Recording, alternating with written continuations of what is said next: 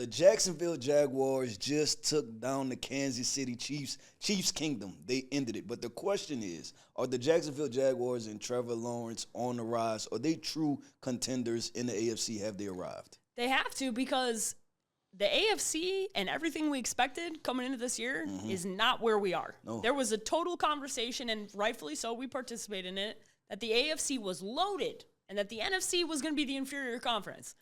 Wow, is that wrong? The NFC is much stronger, much more complete, much more top to bottom. There's way less teams, and the New York Jets are single-handedly proving that the AFC sucks, okay? Just as a whole.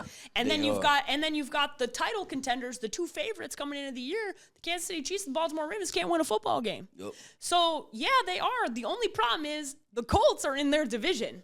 Right? So this is going to be a contender in that I think this is a playoff team, yes, but I do not think they're a better team than the Indianapolis Colts. Okay. I just don't see that. But this was a statement win for Trevor Lawrence. I told you this as we were preparing, primetime games matter 5x what regular Sunday games matter because the whole audience is watching you. And this was a massive audience on a Monday Night Football game, a standalone Monday Night Football game. We've had a lot of 2 games, right, that have been going on. This was a standalone Monday night game against the king.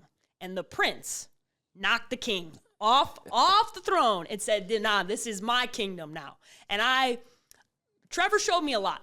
Trevor showed me a whole lot in this. And Keith, I know we've talked about the generational word that's been thrown around with Trevor Lawrence, but this felt like a moment for him where he stumbled, literally, and was able to come back. And there were bad calls in this game, and there were things that went Mahomes' way, and it felt like you had the Superman moment with Mahomes where they go up 14-0, and you're like, this could turn out really poorly really quickly. And they came back, they scored 21 unanswered points, and Trevor Lawrence really showed me something in this game. Yeah, I agree with that. The Jacksonville, and I'll say this, the Jacksonville Jaguars are here to stay for this year, right? Because we know this has been a roller coaster with Trevor Lawrence, but the one thing that I like is that they're winning and learning, right? Yes. You always want to learn lessons throughout the games, right? Be able to learn something, be able to get better. But what you rather prefer is that you're winning the games instead of losing them while you're going through these progressions. And there were periods of times where Trevor Lawrence, right, he had the fumble on the goal line. Yep. That's something that you learn from, right? Yeah, Then there was another play, I think it was a 3-level concept from Trevor Lawrence where he could have dumped it off to the flats to Travis Etienne, and then he decided to push the ball vertical, and it didn't work out. So Trevor Lawrence is learning. Yep. We know that this is one of the most talented draft prospects that we've seen, right? It's just been the mental game and getting the mental hurdles over, but I think he's finally doing that. And in an awkward, really kind of weird way, Liam Cohen might be the best guy for him in an interesting type of way, which I thought I may never say. But I think Trevor is really starting to feel like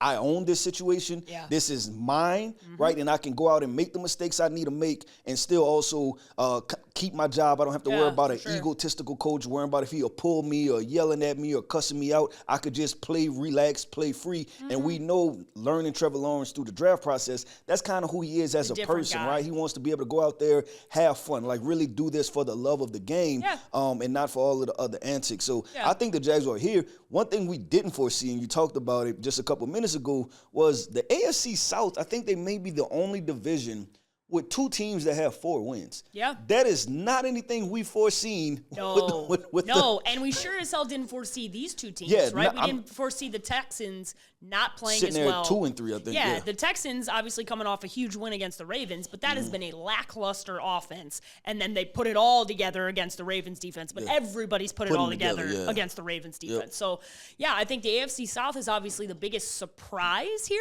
but this is the NFL. This is how this goes. There's always a team that everybody expects every single year to come back. And it's never a Super Bowl team. It's always a team that was up there as a title contender. It was the Niners last year that everybody had as a top favorite team that sputtered and fell out. This year it's the Ravens.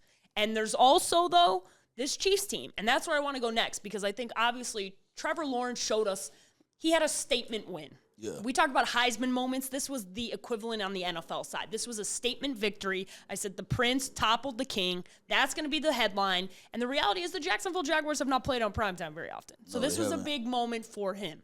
Now, on the flip side, everybody going into this game, it was the Kansas City Chiefs are going to start. They've lucked out, right? The division hasn't taken off in the way that obviously the Raiders are sputtering. Geno Smith looks bad. The Chargers have had massive injuries. The Broncos look like a good team, but not an excellent team, right?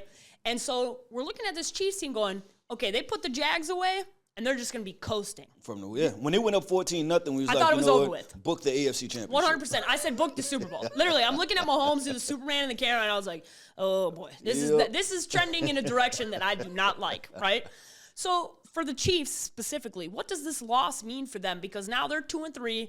I know that they're not out of it, but also this is a team that's expectation is to win the Super Bowl. Not to show up at the Super Bowl, not to win the division, not to win the conference.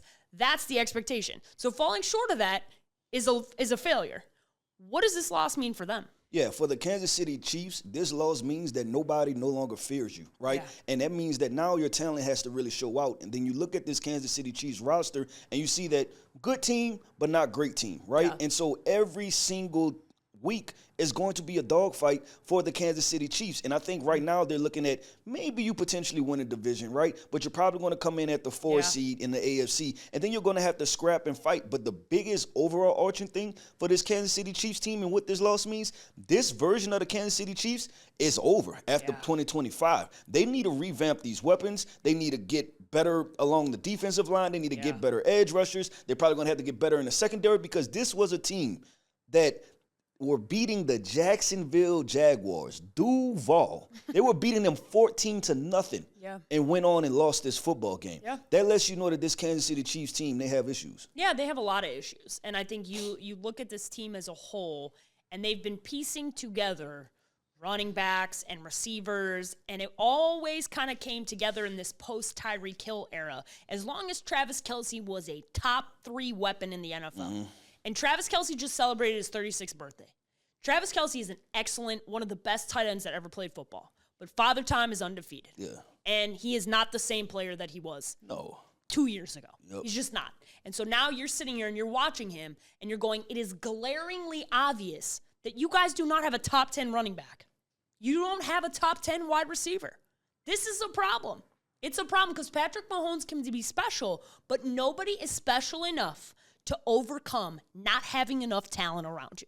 And we talk about this for everybody, and now the tough lesson is going to have to be learned now with Mahomes because this has kind of been like, oh, we can play the light show. Well, the backup plan was, hey, maybe we'll call Tyreek Hill and we'll bring him on down. If we want to. Well, guess what? That ain't going to work now because he broke his leg. That is over with. That's dead and gone, and I hope he comes back and is healthy next year. Yep. But that plan is no longer a plan. So there isn't a get-out-of-jail-free card waiting for the Kansas City Chiefs anymore. It's over with. And so this version of this team, no matter when Rashee Rice is on the precipice of coming back, his 6-game suspension, that is going to matter. But he is not enough to overcome the holes and the problems and the aging out that has happened for this team. And listen, you're halfway through Mahomes' career. You've had an excellent run. The second half of Mahomes' career, you're going to have to revamp this team. The post-Travis Kelce era is going to have to look a lot different. And that's what I think you're going to have to look forward to because I don't fancy this team in a Super Bowl contender. And honestly, nobody in the AFC really looks like a Super Bowl contender. No, and especially after that loss, right? Losing to the Jaguars 14-0. Might be the Colts, baby. When everybody was watching, that's the key part. This wasn't at a 12 o'clock slot or a 3 o'clock slot. This was Monday Night Football. Everybody was watching this game. So I think everybody's seeing like, uh-oh. There's a couple leaks in this ship now that we can go and take over. But, and you took the lead. And let's be very honest. You got really lucky. You had a pick play that got called for a touchdown that should have been taken back. Yeah. You had a lot of breaks go your way in this game, too. There was a little bargaining with the refs. Yeah, there was a little bargaining with the refs that I think we all need to pay a little bit of attention to. Okay, I'm just saying. Well, let's do this. Let's talk from one dynasty to another dynasty, and we're going to do that in our game, buy or sell, right? I'm talking about going from the Chiefs to the New England Patriots. I want to ask you, Paige Dimakos, are we buying or selling that Drake Maye and the New England Patriots have arrived? I'm buying it, and I'm buying it for one reason and one reason only. And you can call me a homer or playing favorites, but the proof is in the pudding, baby. Mike Vrabel is a damn good football coach. And I knew from the moment he got hired, I said that this team was going to be an excellent This is going to be an excellent football team. It's going to be a well-coached team, and it's going to be a different team. This is a new regime, but it's the same old antics. Mike Vrabel knows how to coach just like Bill did, with all the fundamentals and the things that need to happen on the football field. Vrabel is no BS. Vrabel's a player's coach. Everybody in Tennessee knew why he got fired. You had owners that got in their feelings about a moment he had in New England.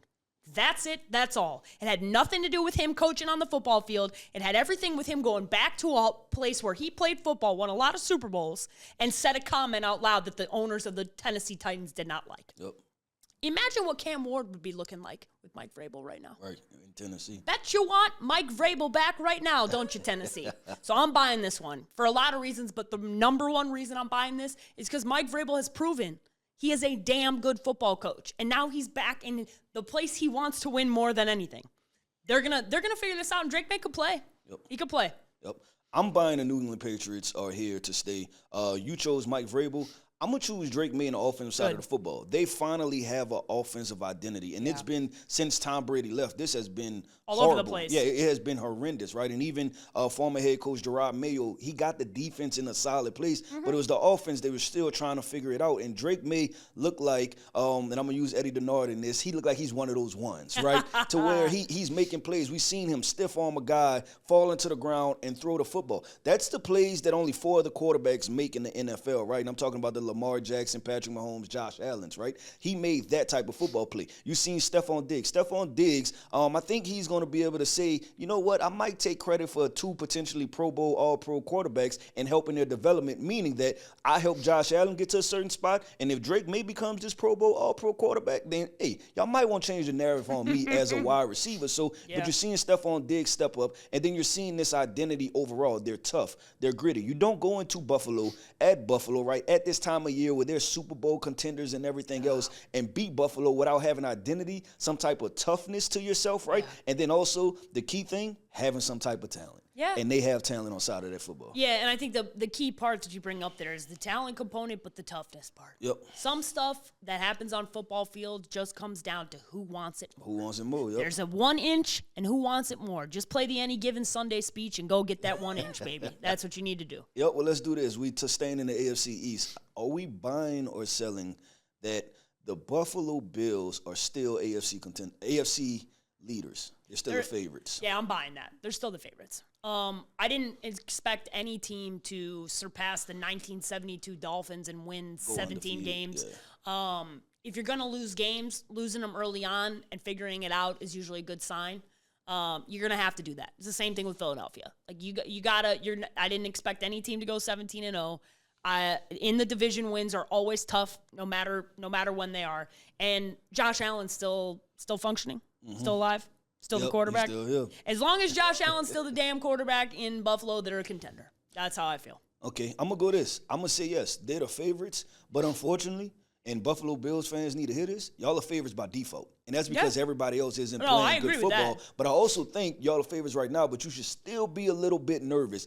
Just because that was the type of win that type of loss for the Buffalo Bills that shows up in the playoffs, where they just kind of out-gritted y'all just a little bit. And you just have time to fix it now. No, you do. If you can. You do. What makes me nervous is that have the Buffalo Bills adopted the moniker of being lovable losers, right? And are they going to shake that? That's the part that always makes me a little bit nervous. And you're only underdogs for so long until you're just the team that didn't show up. Yeah. And I think we're obviously their story will be told in the playoffs, but I'm keeping a fine eye on the Buffalo Bills and how they approach things. But I do think due to the Baltimore Ravens, the Kansas City Chiefs, and everybody else not playing great football, they should be the AFC leaders. This is just one of those times where if you shake things out and you get a couple of these younger guys, right, Trevor Lawrence, Daniel Jones, some of these other younger teams, it fits this Buffalo run finally happening. Yeah, that's why I feel comfortable in it, because it's like, yeah, that's nice in the regular season, but they've won in the postseason. Yeah, they haven't won a Super Bowl, but they've won in the postseason. That's why the Patriots loss scares me just a little. That's fair. It's because are y'all going to slip up one time to a Daniel Jones I just don't think Josh Allen's going to let that happen. I hope not. I want to see them win. Yeah. Let's do this. We've been on the AFC for quite a while. I personally, I don't know why. I just always like the NFC better. It's a preference. I like the NFC better. Let's talk about this.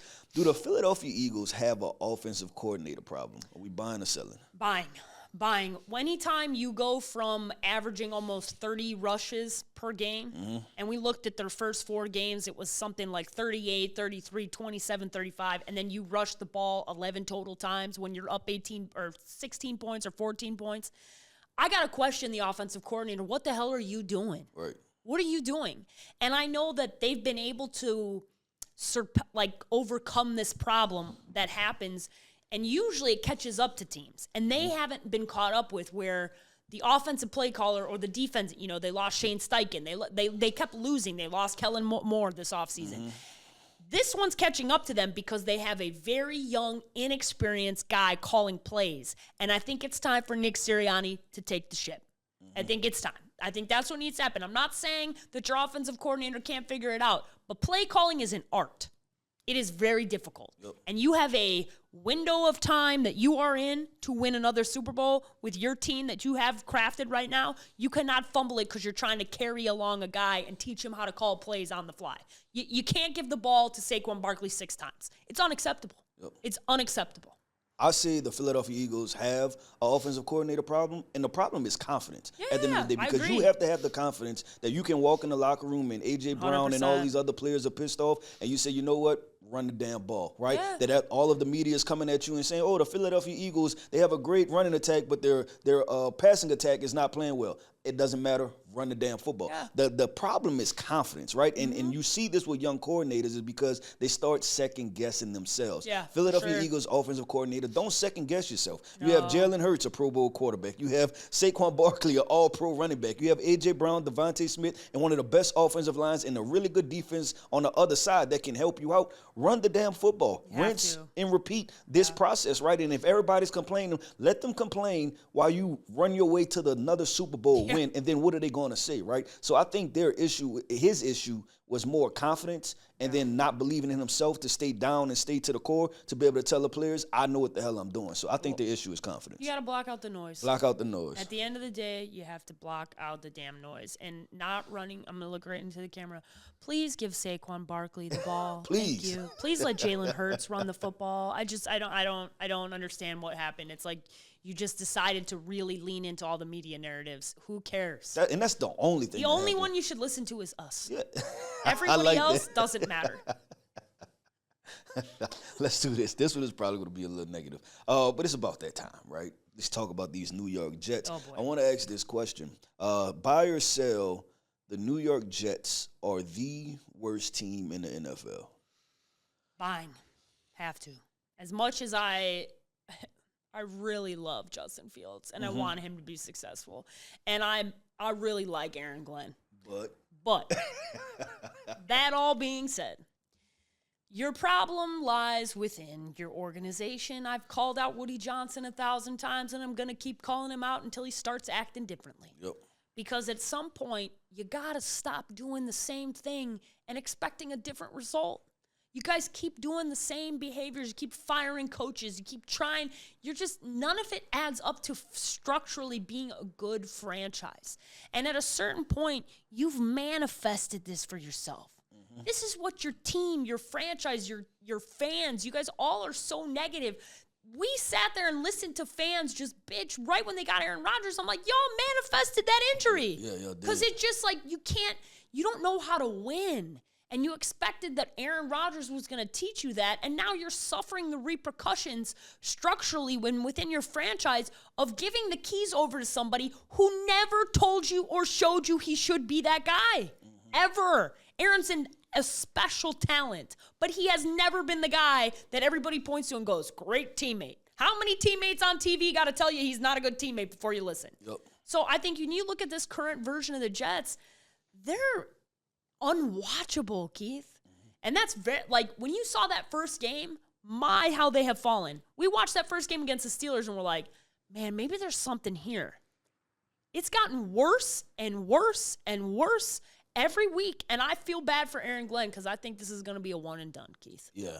No, I'm gonna say this. I'm buying. I bet he wants to be back in Detroit right now. Yeah, 100%. He's like, listen, I'll take the. I'll take that DC job real quick. I'll take the DB coach down. Yeah, Calvin Shepard's not gonna be giving that job I'll back. take quality control. Yeah, I'll take like associate head coach, running game coordinator, whatever the hell you got. I'll coach the tight ends if I need to. But to the New York Jets, asking the question, am I buying or selling? They the worst team in the NFL. The New York Jets are the worst team in the NFL. The New York Jets are the Dallas Cowboys with less talent, more toxicity, right? And a whole lot less of just knowing what to do. Yeah. And that's who they are. That's who they are as a franchise. And that's why you end up here, because they have the hype, right? They get all of the off-season narratives. They love driving that train, right? But they always consistently fall short of whatever the goalpost may be. And sometimes the goalpost is being average, and they still fall short of just being average. So you look at this team when you count for the turnovers, the quarterback play not marrying up, right? I thought this would have been a team that finally dove into Justin Fields running the football, but it seems like they're trying to do the same exact thing, make him a pocket Which passer. is perplexing, because Aaron Glenn told us how much he watched him play in Chicago and how he loved his skill set and all these things that he wanted to do, and then I'm not seeing it happen. That's the part that I'm struggling with schematically, is what was said and then what's being done. But the toughness part, this is the first team in NFL history through 5 weeks has not had one turnover on defense. Yep. That's an effort problem. Yeah. That's an effort problem. You got guys like Sauce Gardner out there. He's lost. What has happened? This was a defense that a year ago we were looking at the top, and that was always my problem when they fired Robert Saleh, is his side of the football was not the problem. Yep. And you fired him, and now you reap what you sow, man. Yep. You reap what you sow, and it's tough. Jets fans, I told you, become a Giants fan. That's not much better. At least root for the Yankees. I guess that's not much better right now either. Yep, and that's why I say I'm going to end it off with this. Yeah. The Jets are the Dallas Cowboys with a lot less talent, more toxic, and more drama. Yeah, and a worse media market. Yeah, and a worse media market. But let's do this. Let's try to find the New York Jets a win, right? Because we want them to win the game. You can't go 0-17 because the last team, I think, was 0-16. So if you lose 17 games, then you're officially the worst team, right? Yeah, I don't think Aaron Glenn would make it through an 0-17 year. No. I think I don't think I can make it through an 0-17 year listening or talking about them that much. So let's do this. Let's go through a couple teams with the next. I'll list off the next 5 games and see where we want to find this win. The next game is against the Denver Broncos. They have the Broncos at home. Then they have a bye week. Then they play the Bengals. Then they play the Patriots, the Falcons, and the Jaguars. That's their next few games. Where do we see a win? You better hope and pray that the Cincinnati Bengals do not make a trade for a quarterback. Yep. That's your win. Because that stretch is not the Patriots. I don't feel comfortable with that game. I don't feel comfortable with Denver. The Falcons. The Falcons. And then I would have said the Jaguars, expecting the Jaguars to Jaguar, but they might be riding high coming off of this win. Against, they're building steam. They're going in the opposite way, right? And I'm talking about the opposite, a good way. Yeah, and nobody's afraid of the Jets. Yeah. This is a team that looks lifeless. Unfortunately, and this is what's going to happen, the Jets are a team right now where you don't worry about winning. You just allow them to lose. Mm-hmm. And that's a dangerous place to be in when you're a franchise, right? Yeah, I think that Bengals game, it's still, even with Jake Browning, I don't feel comfortable. It looks like on paper. I think they're going to make a move. I think they make a move. I think the Bengals are going to. Yeah, no, I'm talking about the Bengals. And I don't think you're going to be seeing Jake Browning. I think you're going to be seeing somebody else who's an upgrade, and I don't know how I feel about that considering how much of an explosive offense that is. This defense can't stop anybody, and nobody's afraid of this team. Like, at a certain point, you got to show up. So, yeah, we'll knock on wood for y'all that you get that one against the Cincinnati Bengals, but New York Jets fans, maybe it's just time to check out the draftnetwork.com, check out our mock draft simulator, and please read all the scouting reports from Keith Sanchez so you can make your team better. Draft good players, New York Jets. That's the just key. hire us. You guys hired a firm, but it wasn't a good one. Right, hire this one right here. It's called the Draft Club firm.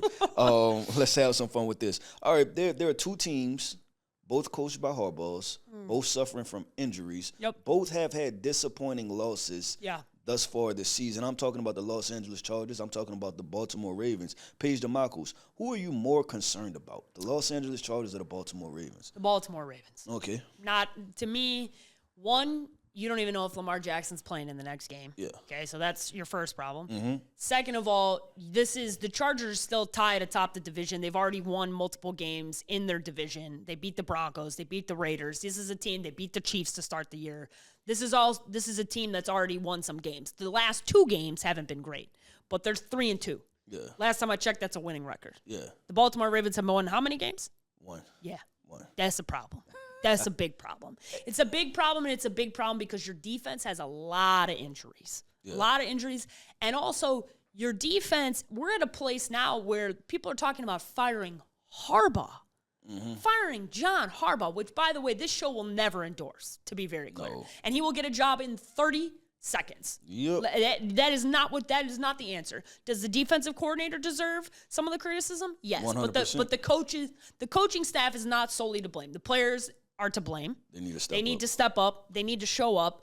And you're going to face the Rams next week. That's a loss, with or without Lamar Jackson. Don't care. Yep. You're going to this is not a pretty situation you are looking up at. The lucky thing for you is that the rest of the AFC is sputtering. But I am way more worried. You got Joe Alt coming back in a couple weeks. It was a high ankle sprain. When Joe Alt comes back and that offensive line can calm themselves down, they're going to be fine. I don't know how to fix the Ravens. That's why I'm just I'm uneasy about them because everybody's just going, yeah, they're going to figure it out. Based off of what? When have we ever seen them look like this and figure it out? The answer is never. It's never happened. I don't like going off of that. Okay. I don't like going off of that. So I'm going the Ravens. They're going to be this year's Niners team, a team that everybody expected to be great. It happens every year. There's always a team that's in the top 3, top 4 favorites that ends up bottom 5, bottom 10. It happens every year in the NFL, and this is that team. Well, Paige, Dimakos, this is where we split. This has been a peaceful podcast, right? It's been a peaceful podcast. We've been lock and step. We've been in sync. Yeah. I'm going the total opposite side. That's okay. Those Los Angeles Chargers scare me. You want to know why? Because there's a term out there in the NFL that's called charging, right? Yeah, and for charging it means that you drop the ball at some point. And they both have... I'm going to introduce a new one, ravening. It's going to start happening right now, and it's called giving up 44 points to a shitbox offense from the Houston Texans. Ravening. That's what we're going to call it. I like that one. But listen, when I look at the Los Angeles Chargers, they have injuries, right? But it's also a bunch of unproven commodities, right? Like I think that Quentin Johnston, who I like, he's going to have to make that next step, right? Yep. When things get bad, he's still going to have to show up. The offensive line has a couple injuries. Like you said, Joe Alt returned. The defense, right? I think the defense is playing well, but will they be able to carry this team? I just look at the Chargers, and it's the undertone of them. And I said the same thing with the Buffalo Bills, is when things get tight, are you going to start believing the outside noise too? For sure. Right? Or the players, because it's one thing, and I fully believe in Harbaugh, right? Yeah. And him, not worrying about that shit. Yeah, but do the players worry about it, right? Those players that were on those teams in the previous 4, 5, 6 years, are they ready to be done with that moniker and that notion of charging and us dropping the ball in certain situations and things like that? So the team that worries more is the Chargers, but on the flip side of it, I got to keep it. I believe in the Ravens. I don't know why. I don't know why. We'll be here in 6-7 weeks, and those Ravens will be somewhere around 6-5. Yeah, we'll check notes. We'll check notes on that. And they'll be making a run for it. So I'm taking to believe in the Ravens. I'm actually more concerned about the Chargers. I want to see how they turn this thing around. Okay. All right. We do not agree on this. The Baltimore Ravens. The Baltimore, because everybody's just basing it off of last year. Mm-hmm. I'm not doing that. Yep. Same way I'm not doing it with the Chiefs. Okay. Well, let's do this. Let's talk about... This has probably been, matter of fact, there's a stat, right? This is the first year, I want to believe, since 2014 that there hasn't been an unbeaten team heading into week 6 of the NFL season. The first time in over a decade. So that means we have parity across the NFL. Which is great. Which poses the question and makes it very difficult to answer. Who is the best team in the NFL? I would have said the Philadelphia Eagles had they not lost that game, right? I'm going to go best team in the AFC, and the best team in the AFC is the Indianapolis Colts. Oh, I thought you were going to go Buffalo Bills. Nope. I thought you were going to go Buffalo Bills. No, the Indianapolis Colts, because their one loss shouldn't have been a loss. A.D. Mitchell drops the ball. Yeah, right, and that was against the Los Angeles Rams. And that was against the Rams, who is a great football team that was on the road. Yeah. This is a complete football team. This is a well-coached football team. This is a football team that has a very good home environment. It is one of the more underrated environments. It's a environment where the fans have been coached not to talk on offense because Peyton Manning taught them that. Mm-hmm. They are going to fly under the radar, and people are going to continue to just look away from them. No, this is a sneaky good team. And right now, they're the most complete team. They're the least injured team, and that matters. A lot of this, what happens in the league, is staying healthy, getting some breaks on your side, and putting it all together with good coaching. And I think that's what you're seeing right now. So I'm going to go the Indianapolis Colts, the best team in the AFC. Paige Dimakos, that was a very unpopular answer, but I actually like that answer. And I think some of, my scouting ideologies are rubbing off on you a little bit because I could tell that you're buying into talent. Talent wins out, and the Indianapolis Colts are a very talented football team. My team I'm going with is in the NFC. I'm going with the Philadelphia Eagles. Yeah, I still think they're the best team. They're the obvious answer. Yeah, and I take the layups, right? The most talented team. Yeah, I take the layup. I take the layup when the layup is there, sure. Right? So I'm going I left with it there for you. I alley-ooped it to you.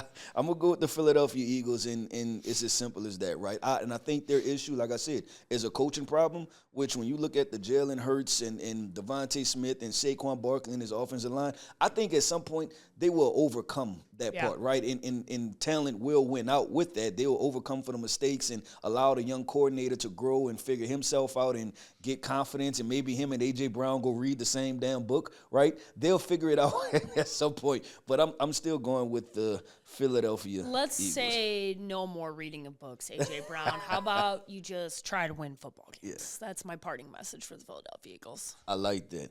NFL MVPs. This is a really good, really fun conversation. We came up with our top 5. Yeah, we did a top 5 list. We did our top 5. We did our top 5. We're gonna list them off with number 1. I'm gonna read all 5 of them. Yeah, just go all 5. Give you your instant reaction. Who you want to talk about? Number 1, we have Baker Mayfield leading the pack. Number 2, we have Josh Allen. Number 3, we have Dak Prescott. Number 4, we have Jared Goff. And number 5, we have Matthew Stafford. That rounds out our top 5 for the NFL MVPs. Paige Dimakos, instant reaction. Quarterback. More That's quarterbacks. more quarterbacks. It's a quarterback-driven league. You know you gotta be on a winning team. That's also a part of this. I think Trevor Lawrence made a very compelling case for himself to be on the fringe of the top 5 right now. Interesting. 4-1 team, had a big time moment that matters. Young guy, got a lot to prove. So I'm looking at that and I'm going, okay, that's probably like an honorable mention. But the big headline here is Baker Mayfield. It's Baker Mayfield. It's Baker Mayfield building off of what he did last year. Had an excellent year. They had a lot of injuries. Coming back, playing his ass off, being a top quarterback in this league after everything that happened in Cleveland. We know Cleveland is where things go to die. Tampa's where things go to grow, apparently, because everybody around that organization right now is playing their ass off. And I think you look at Baker Mayfield, went to a tough, for my money, the toughest environment in the NFL. Going to Seattle, getting a win against a damn good football team. Sam Darnold played his ass off in that game, too. That was probably my favorite game of the weekend was that game between 100%. Seattle and Tampa Bay.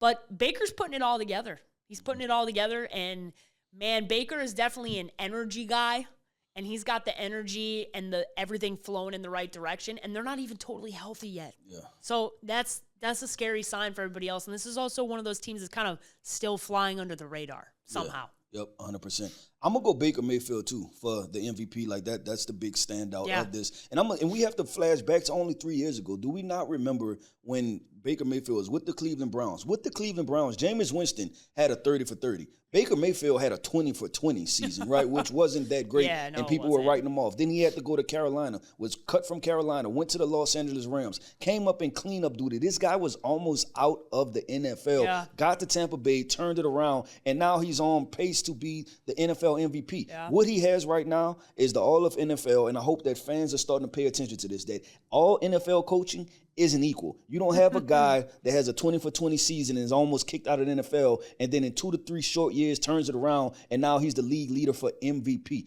Shout out to Baker Mayfield. He's one of the feel-good stories.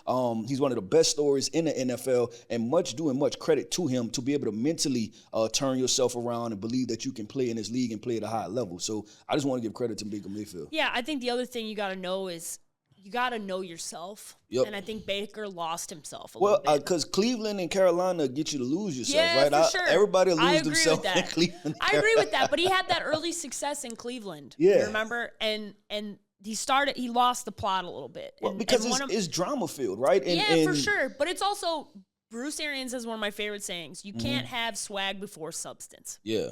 You can only have swag if you got substance. And if you don't have the substance first, the swag just looks like you're a moron. Mm-hmm.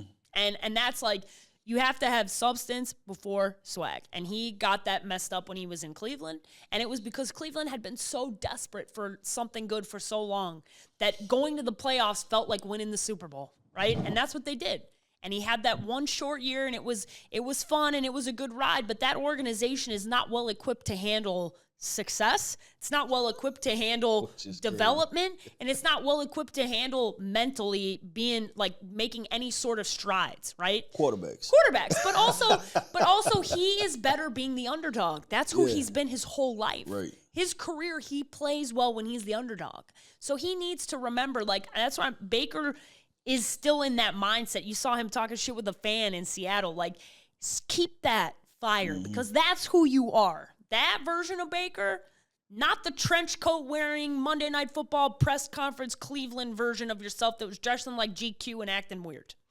Don't be that guy. Be this guy. Yeah. And consistently stay that guy. And I think he's finally landed in a spot where he's got teammates that are keeping him accountable to do that. He's got the right guys. He's got the right staff. And Todd Bowles is just a hell of a coach. Yeah, and it's probably better to live in Tampa Bay than Cleveland. Ohio, right? Yeah. I don't think that's a controversial statement. No offense, Cleveland. Yep, 100%. I like that. Let's do this. Final point. Our final point. Paige Dimakos, are you ready to rock and roll? Yes, I am. Let's go. What's your final point? Let the people know. My final point is a shout out to our sponsor, Panini, and the rated rookie conversation. And that is a rookie that is absolutely putting it on the entire NFL, and that is Emeka Egbuka. Yep. This is a guy who has come into the league, taken the league by storm, and statistically, you can throw all the stats. This looks great. This looks great. Just watch him play football. Watch what he's doing. Watch the impact he has. Watch the touchdowns. He is doing everything for this team. And this was a guy who, yes, everybody was excited about him, but it was one of the, he wasn't like the other guys that have come out. No, he's that guy. Yeah. He's him. He is one of them ones, as Eddie Denard would say. He's one of them ones. This is the rated rookie. You're the rookie of the month, kid. You're the rookie of the month because Emeka Egbuka has come in, showed out, been unbelievable. And so I had to give a shout out to Emeka Egbuka. My final point is, man, drafting well kind of matters. Yep. Kind of matters because everybody said that might be a luxury pick. Does it look like a luxury pick now? Nope. It looks sure necessary. Doesn't. Sure doesn't. Shout out to Panini. Yep, and shout out to the Tampa Bay Bucks because I've always said this. You want to be 1 year ahead of the curve than 1 year behind. Mike Evans, Chris Godwin, they're getting older, right? Instead of waiting till they sitting down at the podium retiring and then trying to find their replacement, find a replacement now so then those veterans can teach a young, talented wide receiver what to do. And there's a reason why you see Emeka Egbuka hit the ground running for sure when you combine that with his natural Go talent. Big Red, baby. Jason Light, that's my boy. Nebraska's finest. You want to talk about the opposite of a plan. Jacksonville Jaguars. I am about to lay out Jacksonville Jaguars. I am about to lay out the Travis Hunter blueprint plan since y'all don't have one. Listen, take Travis Hunter from my scouting lens, put him at wide receiver. The guy has always been best at wide receiver. He is a really good, he can be an all-pro